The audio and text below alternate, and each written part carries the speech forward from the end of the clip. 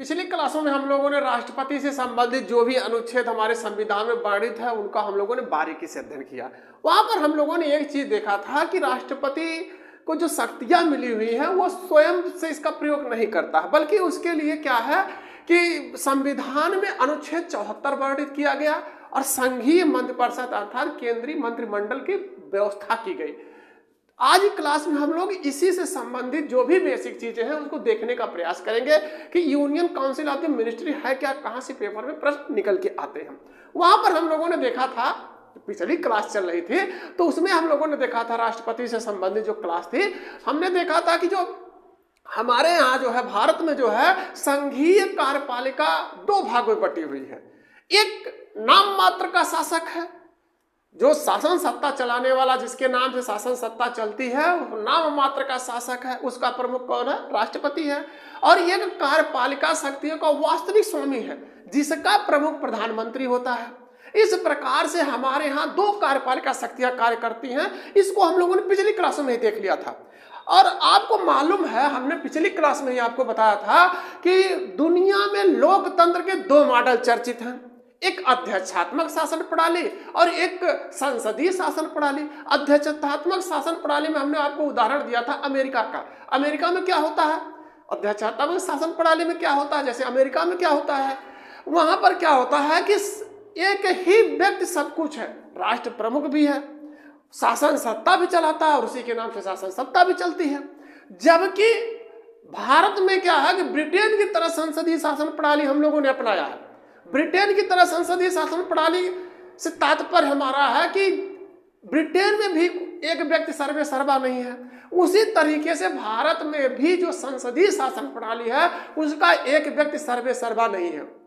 एक जिसके नाम से शासन सत्ता चलती है, सब कुछ उसी के नाम से चलता है, लेकिन वो नाम मात्र का शासक है। और दूसरा जो वास्तविक शासक है, राष्ट्रपति के सलाह पर जो जिसकी नियुक्ति होती है, या हम यूं कहें कि जनता जिसे नियुक्त करती है, चुनती है, अपने वोटों के माध्यम से वास्तविक शासक बनता है, जिसका प्रमुख प्रधानमंत्री होता है।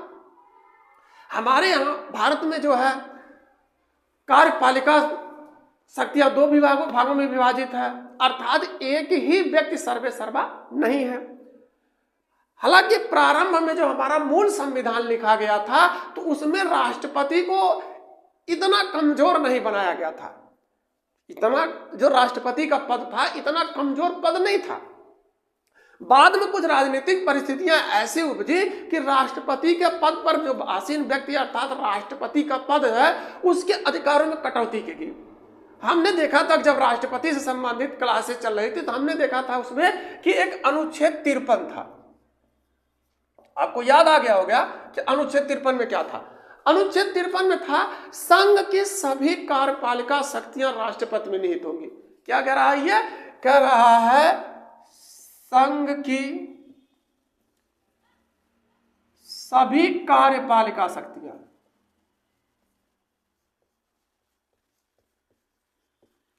कार्यपालिका की जितनी भी शक्तियां हैं, संघ की सभी कार्यपालिका शक्तियां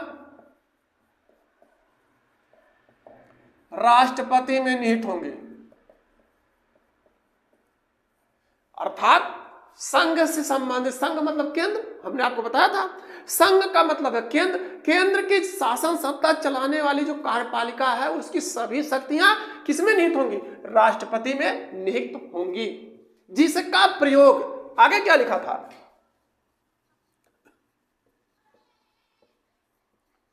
जिसका प्रयोग वह स्वयं संविधान के अनुसार, यहां एक चीज जोड़ दीजिएगा, जिसका प्रयोग वह स्वयं संविधान के अनुसार, जो संविधान के अनुसार उसे अधिकार मिला हुआ है उसका प्रयोग वह स्वयं या अपने अधीनस्थ प्राधिकारियों के माध्यम से करेगा।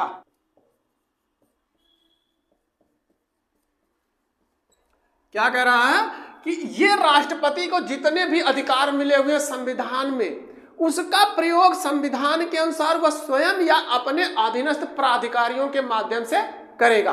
अब प्राधिकारियों से तात्पर्य क्या निकाला गया कि केंद्रीय मंत्रिमंडल से, केंद्रीय मंत्रिपरिषद से। देखिए संविधान में मंत्रिपरिषद शब्द का उल्लेख किया गया है, मंत्रिमंडल शब्द का उल्लेख नहीं किया गया। बाद में इसमें मंत्रिमंडल शब्द भी उल्लिखित किया गया। आगे हम लोग देखते हैं, हमने राष्ट्रपति वाले क्लास में ये आपको बताया था कि मंत्रिमंडल शब्द का केवल उल्लेख एक जगह है, एक जगह पर ही मंत्रिमंडल शब्द का उल्लेखित किया गया है, वो भी बाद में संविधान संशोधन के माध्यम से। मूल संविधान में क्या था, केंद्रीय मंत्रिपरिषद शब्द का उल्लेख है। तो उसमें क्या था कि गैरराज्य संघ की जो सभी कार्यपालिका शक्तियां हैं राष्ट्रपति में नियत होंगे, जिसका प्रयोग वह संविधान के अनुसार स्वयं या अपने अधीनस्थ प्राधिकारियों के माध्यम से करेगा। अब प्राधिकारियों से मतलब, प्राधिकारियों का अर्थ केंद्रीय मंत्रिपरिषद से है। अब इस केंद्रीय मंत्रिपरिषद के लिए अनुच्छेद 74 उल्लिखित कर दिया गया, अनुच्छेद 74 वर्णित किया गया संविधान में। अनुच्छेद 74 में क्या कहा गया, इसमें क्या उल्लिखित है, तो इसमें कहा गया कि राष्ट्रपति को सलाह एवं सहायता के लिए, राष्ट्रपति की सहायता एवं सलाह के लिए, सहायता के लिए और किसके लिए, सलाह के लिए एक मंत्रिपरिषद होगी। क्या होगी, मंत्रिपरिषद होगी। राष्ट्रपति को सहायता चाहिए, उसे कुछ सलाह चाहिए, उस सहायता और सलाह देने में जो उसका अहम योगदान होगा, किसका होगा, उसके लिए एक मंत्रिपरिषद होगी। अब मंत्रिपरिषद हो गई। इसमें आगे क्या है कि राष्ट्रपति को जो व्यक्ति सहायता और सलाह देने के लिए जो समूह होगा, एक मंत्रिपरिषद होगा, उसका प्रमुख कौन होगा, तो इसका प्रमुख प्रधानमंत्री होगा। इस मंत्रिपरिषद का प्रमुख प्रधानमंत्री है और अनुच्छेद 74 में ही इस मंत्रिपरिषद और प्रधानमंत्री का उल्लेख किया गया है। आज की क्लास में हम लोग इसी अनुच्छेद 74 अर्थात मंत्रिपरिषद से संबंधित, मंत्रिमंडल से संबंधित जो भी बेसिक चीजें हैं उसको देखने का प्रयास करते हैं, कहां से पेपर में प्रश्न निकल के आते हैं। आज की क्लास के लिहाज से अनुच्छेद 74 सबसे महत्वपूर्ण है। हम इसके एक एक बिंदुओं को देखने का प्रयास करते हैं। अब राष्ट्रपति को सहायता एवं सलाह देने के लिए हमने कहा मंत्रिपरिषद का गठन हो गया। मंत्रिपरिषद का गठन हो गया। हमने आपसे एक चीज और कहा कि जब हमारा मूल संविधान लिखा गया था तो राष्ट्रपति का पद इतना कमजोर नहीं था। हालांकि बाद में कुछ राजनीतिक परिस्थितियां ऐसी बनी कि जो है इसमें संविधान में संशोधन किया गया और राष्ट्रपति पद को कमजोर किया गया। पहले क्या था कि राष्ट्रपति अपने शक्तियों का, जो संविधान प्रदत्त शक्तियां हैं, अपने विवेक के अनुसार प्रयोग करता था। लेकिन 1976 आया, 1976 ईस्वी, इसमें क्या हुआ कि श्रीमती इंदिरा गांधी जी जो है प्रधानमंत्री के पद पर आसीन थी। तो इन्होंने क्या किया, 42वां संविधान संशोधन कर दिया। 42वां संविधान संशोधन 1976, पिछली क्लास में हमने आपको बताया था कि इसमें हुआ क्या था। नहीं, बिल्कुल 42वां संविधान संशोधन 1976 के द्वारा संविधान में संशोधन हुआ और कहा गया कि जो ये राष्ट्रपति है, अभी क्या था, इससे पहले राष्ट्रपति संविधान प्रदत्त अपने अधिकारों का स्वविवेक से प्रयोग करता था। लेकिन अब 42वें संविधान संशोधन 1976 द्वारा जब श्रीमती इंदिरा गांधी प्रधानमंत्री की कुर्सी पर आसीन थी तो उन्होंने संविधान में संशोधन किया और 42वें संविधान संशोधन में क्या कहा कि राष्ट्रपति अपने कृत्यों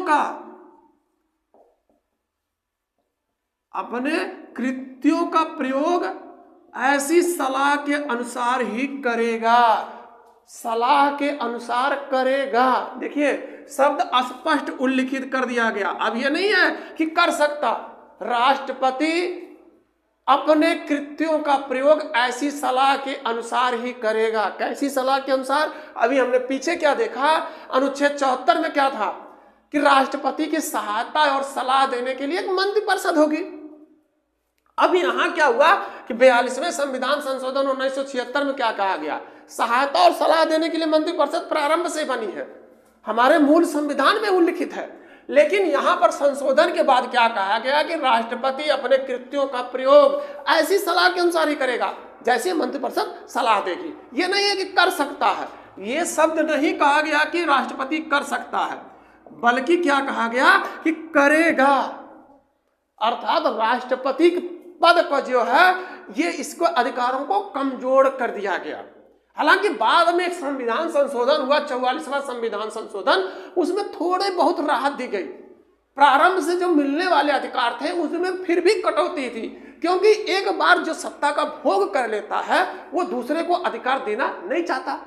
संविधान में संशोधन किया गया, 44वां संविधान संशोधन, थोड़ी बहुत राहत दी गई राष्ट्रपति को, लेकिन जो प्रारंभ से ही उसे अधिकार मिले हुए थे उसमें कटौती कर ली गई। हमने एक चीज और देखा था कि अनुच्छेद 74 में क्या था कि राष्ट्रपति की सहायता और सलाह देने के लिए मंत्रिपरिषद होगी, जिसका प्रमुख प्रधानमंत्री होगा। अब प्रधानमंत्री से संबंधित उल्लेख कहां किया गया? अनुच्छेद 75 के 1 में। अनुच्छेद 75 के 1 में क्या वर्णित किया गया कि एक प्रधानमंत्री होगा जो मंत्रिपरिषद का प्रमुख होगा। अब यहां से बात बनती है कि प्रधानमंत्री की नियुक्त कैसे होगी, प्रधानमंत्री के पद पर कौन आसीन हो सकता है या किसे बैठाया जाएगा, कौन नियुक्त करेगा? तो यहां आप ध्यान दीजिएगा कि कोई भी जो सांसद है प्रधानमंत्री के पद पर वही बैठ सकता है जो सांसद हो, लेकिन ऐसे ही नहीं कोई भी सांसद हो जाए, जैसे आपके यहाँ का सांसद, हमारे यहाँ का सांसद, कहीं का भी सांसद हो, योग्यता तो सांसद पद होना चाहिए, लेकिन किसी भी ऐसे सांसद को प्रधानमंत्री के पद पर राष्ट्रपति नियुक्त नहीं कर सकता। सांसद है, आपको प्रधानमंत्री नियुक्त करना है तो राष्ट्रपति ही इन्हें नियुक्त करता है, लेकिन ये ऐसे नहीं है कि राष्ट्रपति ने क्या किया कि किसी को उठाया और कहा भाई आप जो है प्रधानमंत्री बन जाइए। राष्ट्रपति के पास ये अधिकार नहीं है कि वो किसी को भी, किसी भी सांसद को उठाए और आप कहे कि भैया आप चलिए प्रधानमंत्री बन गए, ऐसा नहीं है। वहां पर भी राष्ट्रपति को क्या कहा गया है कि आप उसे ही प्रधानमंत्री के पद पर आसीन कर सकते हैं, उसे ही प्रधानमंत्री नियुक्त कर सकते हैं जिससे स्पष्ट बहुमत प्राप्त हो, जिसे अपने दल का नेता चुना गया हो और उस दल को स्पष्ट बहुमत प्राप्त हो। स्पष्ट बहुमत प्राप्त हो, कोई भी व्यक्ति है उसे प्रधानमंत्री नियुक्त कैसे किया जाएगा? उसे दल का, अपने दल का नेता चुना गया हो। जैसे आपके यहाँ क्या है कि एक भारतीय जनता पार्टी, एक कांग्रेस है या और अन्य छोटे छोटे दल हैं, तो उन दलों का जो क्या होता है कि एक प्रमुख नेता चुना जाता है, भाई हमारा जो है प्रमुख लीडर यही है। तो यहां पर क्या हुआ कि सभी सांसदों ने मिलकर एक व्यक्ति को चुन दिया कि हमारा नेता है, हमारे संसदीय दल का यह नेता है। तो राष्ट्रपति ने क्या कहा कि भाई आपको स्पष्ट बहुमत भी उस दल को प्राप्त है, तो प्रधानमंत्री जो भी व्यक्ति नियुक्त होने वाला है वो दल का नेता चुन लिया गया और उसे स्पष्ट बहुमत भी प्राप्त है। अब राष्ट्रपति ने क्या कहा कि भाई आप आइए और प्रधानमंत्री की कुर्सी पर बैठ जाइए। लेकिन कभी कभी ऐसी स्थिति होती है कि किसी भी दल को स्पष्ट बहुमत नहीं प्राप्त होता है, तो उस समय क्या करता है राष्ट्रपति? अपने विवेक का प्रयोग करते हुए, उस समय राष्ट्रपति अपने विवेक का प्रयोग करते हुए ऐसे व्यक्ति को प्रधानमंत्री के पद पर आसीन करता है जब जिसे राष्ट्रपति को यह लगता है कि इसे स्पष्ट बहुमत मिल सकती है। बहुमत किसी को नहीं प्राप्त है, लेकिन प्रधानमंत्री पद पर को आसीन करना है किसी न किसी व्यक्ति को। राष्ट्रपति को यह लगता है कि अगर इस व्यक्ति को हम प्रधानमंत्री की कुर्सी पर बैठा दें तो यह बहुमत सिद्ध कर सकता है। तो यहां पर क्या हुआ कि प्रधानमंत्री पद पर नियुक्त हो गया और राष्ट्रपति क्या कहेगा कि आपको 30 दिन में बहुमत सिद्ध करना है, 30 दिन में आपको बहुमत सिद्ध करना है। यदि आप बहुमत सिद्ध नहीं करते हैं तो आप प्रधानमंत्री के पद से हटा दिए जाएंगे। ये इसका उल्लेख कहां है? अनुच्छेद 75 के 1 में। कोई भी व्यक्ति अगर वो सांसद नहीं भी है, सांसद के पद पर विजेता नहीं है या निम्न सदन या उच्च सदन का सदस्य नहीं है, तो भी वो 6 माह तक इस कुर्सी पर आसीन रह सकता है। लेकिन 6 माह के अंदर ही, इस 6 माह के भीतर ही उसे दोनों सदनों के किसी भी सदन का सदस्य होना अनिवार्य है। यदि ऐसा नहीं होता है तो उसे अपने पद से त्यागपत्र देना पड़ेगा, वह पद रिक्त समझा जाएगा। अब क्या हुआ कि प्रधानमंत्री के पद पर एक व्यक्ति बैठ गया, कुर्सी पर बैठ गया, लेकिन हमारे संविधान में क्या है कि इन्हें पद और गोपनीयता की शपथ लेनी पड़ती है। शपथ लेनी पड़ती है ना, तो प्रधानमंत्री किस चीज की शपथ लेता है? तो पद एवं गोपनीयता की शपथ लेगा। जो शपथ लेंगे ये किसकी लेंगे? पद और गोपनीयता की शपथ लेंगे। लेकिन ये शपथ दिलाएगा कौन? एक बात तो यहां से भी बनती है कि जो गोपनीयता और अपने पद की जो शपथ लेते हैं, ये दिलाएगा कौन? तो ये पद और गोपनीयता अर्थात जो इनके शपथ ग्रहण होगा, शपथ कार्यक्रम होगा, उसका राष्ट्रपति शपथ दिलाएगा या राष्ट्रपति द्वारा नियुक्त कोई प्रतिनिधि होगा वो प्रधानमंत्री को शपथ दिलाएगा। अब प्रधानमंत्री की नियुक्त हो गई, प्रधानमंत्री की नियुक्त हो गई, अब ये शासन सत्ता चलाने के लिए मंत्रिपरिषद का गठन करेगा। तो इसलिए प्रधानमंत्री को क्या कहा जाता है? प्रधानमंत्री को कहा जाता है कैबिनेट ऑफ द शिप, या प्रधानमंत्री को स्टीयरिंग ऑफ द मंत्रिपरिषद भी कहा जाता है। और यह प्रधानमंत्री कौन होता है? प्रधानमंत्री को समकक्षों में प्रथम कहा जाता है। आपको याद होगा जब आप लोग क्लास पढ़ते थे, कॉलेज में पढ़ते थे, स्कूल में पढ़ते थे, तो वहां पर क्लास का एक मॉनिटर होता था ना? हाँ, वही क्लास का मॉनिटर होता था। वो सर जी के आगे पीछे लगा रहता था, उनके ये शिकायत है, ऐसे है, वैसे है। वो अलग से नहीं होता था, हमारे ही बीच का होता था, समकक्षों में ही होता था। क्लास का ही एक बच्चा होता था, एक बच्ची होती थी, लेकिन वो क्या होता था कि हमसे प्रथम उसको मान लिया जाता था। वो क्लास का मॉनिटर बनाया जाता था। तो वो चाक लाना, डस्टर लाना, जो भी व्यवस्था होती थी वो उसके जिम्मे होती थी।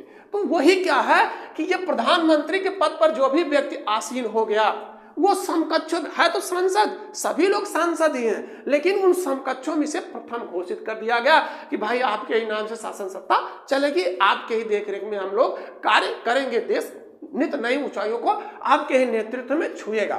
तो ये कैप्टन ऑफ द शिप, प्रधानमंत्री को स्टीयरिंग ऑफ द मंत्रिपरिषद, इन आदि विभूतियों से भी इसे नामित किया जाता है।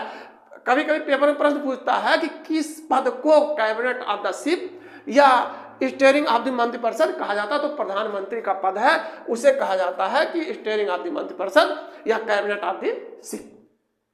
यहां से एक चीज और ध्यान दीजिएगा कि ये जो प्रधानमंत्री के पद पर बैठा हुआ व्यक्ति है, हमारे यहाँ 2 सदन है, संसद के 2 सदन है, तो इन दोनों सदनों में से किसी भी सदन का सदस्य होना इसे अनिवार्य है। जैसे अधिकांशतः तो ये कहा जाता है कि ये प्रधानमंत्री के पद पर जो भी व्यक्ति आसीन हो रहा है वो लोकसभा का ही सदस्य हो। अमूमन तो ये होता है कि लोकसभा का ही सदस्य हो, क्योंकि लोकसभा का जो सदस्य निर्वाचित होता है इसे जनता निर्वाचित करती है। लेकिन हमारे यहाँ क्या प्राविधान है कि आप संसद के दोनों सदनों में से किसी भी सदन के सदस्य हो। जैसे 1966 ईस्वी में श्रीमती इंदिरा गांधी जो थी,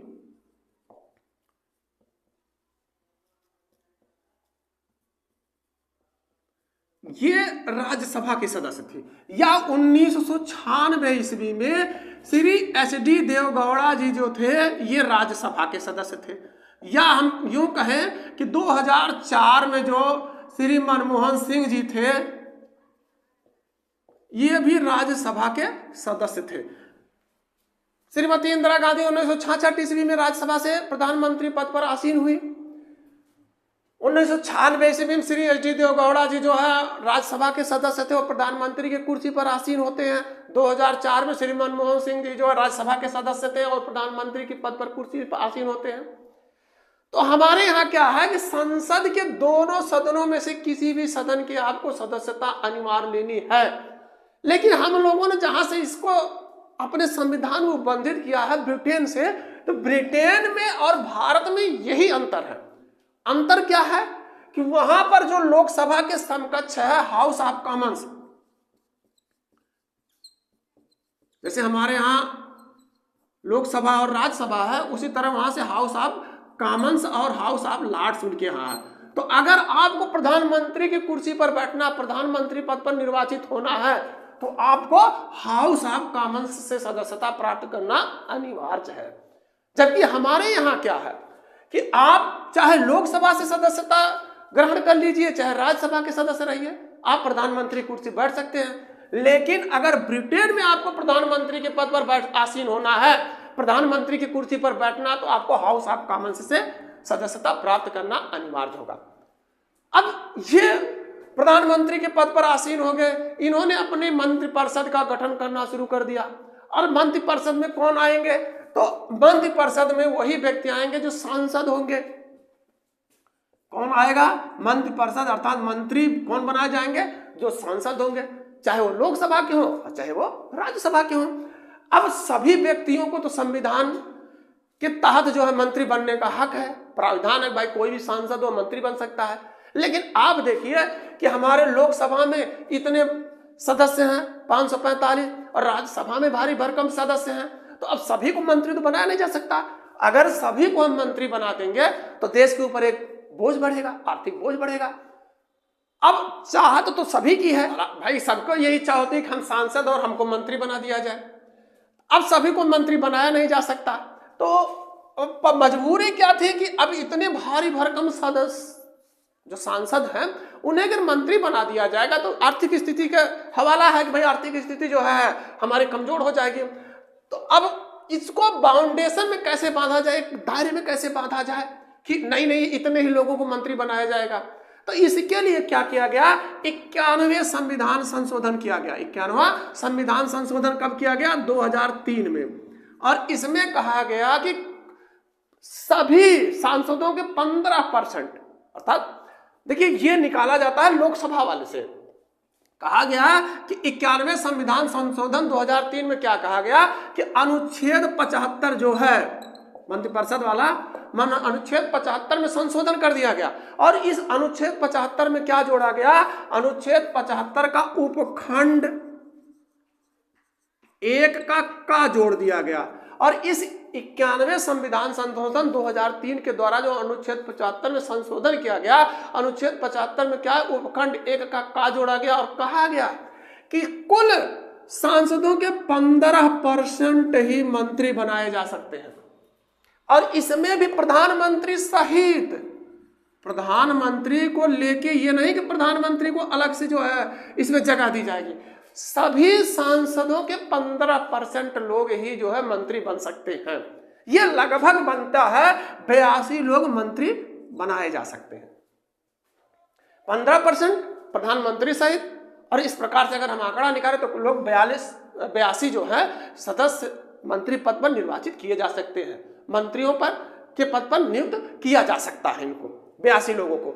ये कब से है, तो 91वां संविधान संशोधन 2003 के द्वारा अनुच्छेद 75 में संशोधन किया गया और उसमें एक उपखंड जोड़ दिया गया 1 का, जिसके तहत यह प्रावधान किया गया केवल 15%। और प्रधानमंत्री को लेके ये 15% में कौन है, प्रधानमंत्री सहित कुल मंत्रियों की संख्या कितनी होगी, केवल कुल सांसदों के 15%, अर्थात 82 लोग, लगभग 82 लोग जो है मंत्री पद की शपथ ले सकते हैं। प्रधानमंत्री की नियुक्त हो गई, प्रधानमंत्री ने शासन सत्ता चलाने के लिए मंत्रिपरिषद का गठन किया और इसका उल्लेख अनुच्छेद 75 के 2 में वर्णित है। इसमें क्या कहा गया, शासन सत्ता को चलाने के लिए मंत्रिपरिषद होगी। भाई अभी हमने पीछे क्या देखा था अनुच्छेद 74 में कि राष्ट्रपति की सहायता और सलाह देने के लिए मंत्रिपरिषद होगी। तो यहां पर अनुच्छेद 75 में वर्णित किया गया कि जो मंत्रिपरिषद है इसका गठन कैसे होगा, अर्थात मंत्री जो है कौन लोग बनाए जा सकते हैं। तो मंत्री वही लोग बनाए जा सकते हैं जो सांसद हो। सांसद किसी भी सदन के सदस्य हो, चाहे लोकसभा या राज्यसभा। अगर सांसद नहीं भी हैं तो 6 माह तक वो मंत्री के पद पर आसीन रह सकते हैं और 6 माह के भीतर इन्हें जो किसी भी सदन का सांसद होना अनिवार्य, चाहे लोकसभा या राज्यसभा का सांसद होना अनिवार्य है। बेशक ये राज्यसभा से ही निर्वाचित हो, राज्यसभा से ही निर्वाचित हो, मंत्री जो बनाए गए हैं वो बेशक राज्यसभा से निर्वाचित हो, लेकिन ये सामूहिक रूप से लोकसभा के प्रति उत्तरदायी होते हैं। यहां ध्यान दीजिएगा कि ऐसा नहीं है कि राज्यसभा से निर्वाचित हैं तो राज्यसभा के प्रति उत्तरदायी होंगे, नहीं नहीं, ये बेशक राज्यसभा से निर्वाचित और मंत्री बना दिए गए तो ये लोकसभा के प्रति उत्तरदायी होते हैं। मंत्रिपरिषद जो है, मंत्रिपरिषद जो सामूहिक रूप से, मंत्रिपरिषद किसे कहते हैं, बिल्कुल मंत्रियों का जो समूह है, चाहे कैबिनेट मंत्री हो, राज्य मंत्री हो, उप मंत्री हो, सभी का जो समूह होता है उसे मंत्रिपरिषद कहते हैं। तो ये मंत्रिपरिषद सामूहिक रूप से लोकसभा के प्रति उत्तरदायी होती है। और अगर अविश्वास प्रस्ताव भी लाया जाएगा तो ये लोकसभा में ही लाया जाता है। भाई अविश्वास प्रस्ताव भी लाना तो ये लोकसभा में ही आएगा। अब ये सामूहिक रूप से लोकसभा के प्रति उत्तरदायी है, इसलिए लोकसभा में अविश्वास प्रस्ताव आता है। लेकिन ये किसी भी सदन के, चाहे लोकसभा या राज्यसभा के संसद सदस्य होंगे तो ये मंत्री बनाए जा सकते हैं। अगर नहीं भी हैं तो ये 6 माह तक मंत्री पद पर आसीन रह सकते हैं। इनका कार्यकाल कितने दिन के लिए होता है?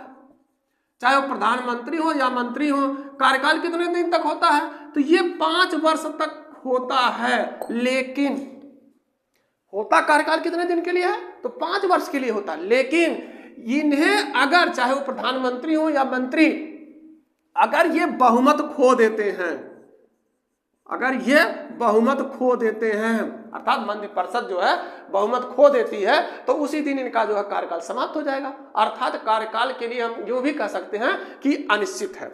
और मंत्रियों की नियुक्ति कैसे होती है? तो राष्ट्रपति जो है प्रधानमंत्री की सलाह पर मंत्रियों की नियुक्ति करता है। यहां से पेपर में प्रश्न पूछता है कि मंत्री किसके प्रसाद पर्यंत जो है पद धारण करते हैं? तो ये राष्ट्रपति के प्रसाद पर्यंत जो है ये पद धारण करते हैं। राष्ट्रपति के प्रसाद पर्यंत ये पद धारण करते हैं मंत्री। और मंत्रियों का जो नियुक्ति होती है वो प्रधानमंत्री की सलाह पर की जाती है। अर्थात प्रधानमंत्री जब तक चाहे किसी भी व्यक्ति को मंत्री पद पर आसीन रख सकता है, या जब चाहे तो उसे हटा सकता है, या उसके विभागों में फेरबदल भी कर सकता है। और इस प्रकार से ये हमारे यहाँ मंत्रिपरिषद का गठन किया गया। और मंत्रिपरिषद की सलाह से जो उसका प्रमुख होता है प्रधानमंत्री, राष्ट्रपति को सलाह देता है और शासन सत्ता सुचारू ढंग से चलती है। अब इस मंत्रियों को भी कई कैटेगरियों में बांट दिया गया है। जो मंत्रिमंडल का गठन होता है, मंत्रिपरिषद का गठन होता है, तो वो 3 कैटेगरियों में इसको बांटा गया है मंत्रिपरिषद को। इसमें जो है प्रमुख होते हैं कैबिनेट मंत्री। मंत्रियों में भी प्रमुख होते हैं कैबिनेट मंत्रियों का जो समूह होता है, कैबिनेट मंत्री। इन्हें ही प्रमुख मंत्री भी कहा जाता है, या केंद्रीय मंत्रिमंडल भी इसे कहा जाता है। यही जो है सभी निर्णयों में यही लोग भागीदार होते हैं। प्रमुख निर्णय लेने में यही लोग जो है शामिल होते हैं। इसमें कौन कैबिनेट मंत्री होता है? जैसे गृह मंत्री हो गए, रक्षा मंत्री हो गए, विदेश मंत्री हो गए। ये जो कैबिनेट मंत्री होते हैं सभी निर्णयों में यही लोग भागीदारी लेते हैं। शासन सत्ता के प्रमुख कड़ी यही लोग होते हैं। दूसरा कौन सा होते हैं? राज्य मंत्री। राज्य मंत्री, और इसमें भी 2 कैटेगरियां हैं। एक स्वतंत्र प्रभार राज्य मंत्री, एक स्वतंत्र प्रभार, और एक जो है राज्य मंत्री होते हैं, बिना स्वतंत्र प्रभार राज्य मंत्री होते हैं। भाई एक स्वतंत्र प्रभार राज्य मंत्री हो गए और एक बिना स्वतंत्र प्रभार राज्य मंत्री हैं। ये स्वतंत्र प्रभार कौन होते हैं? तो ये अपने विभागों के अध्यक्ष होते हैं।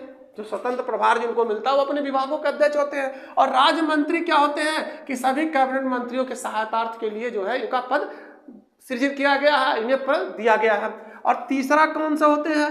उप मंत्री। उप मंत्रियों का क्या कार्य है?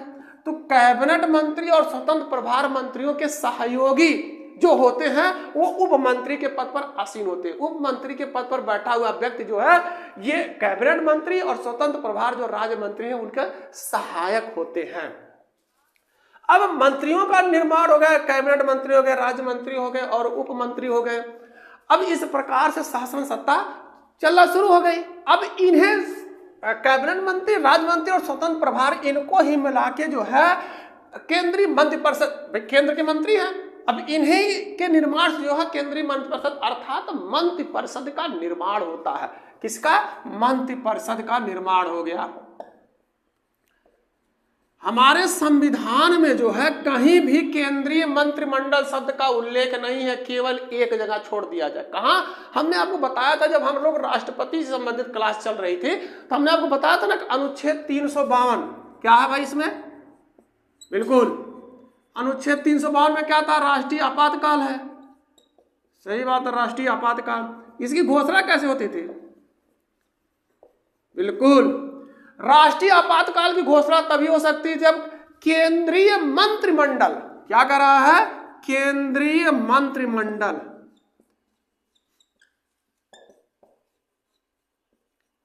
क्या करे, लिखित सलाह दे केंद्रीय मंडल में। ऐसा नहीं कि मुंह से कह दिया और कह दिया कि भाई हाँ हाँ राष्ट्रीय आपातकाल की घोषणा हो जाए अनुच्छेद 352 के तहत। अनुच्छेद 352 के तहत ऐसे ही नहीं घोषणा हो सकती, उसमें क्या करना पड़ेगा, केंद्रीय मंत्रिमंडल अर्थात कैबिनेट मंत्रियों का जो समूह है, इसे तो कहते हैं ना केंद्रीय मंत्रिमंडल या मंत्रिमंडल।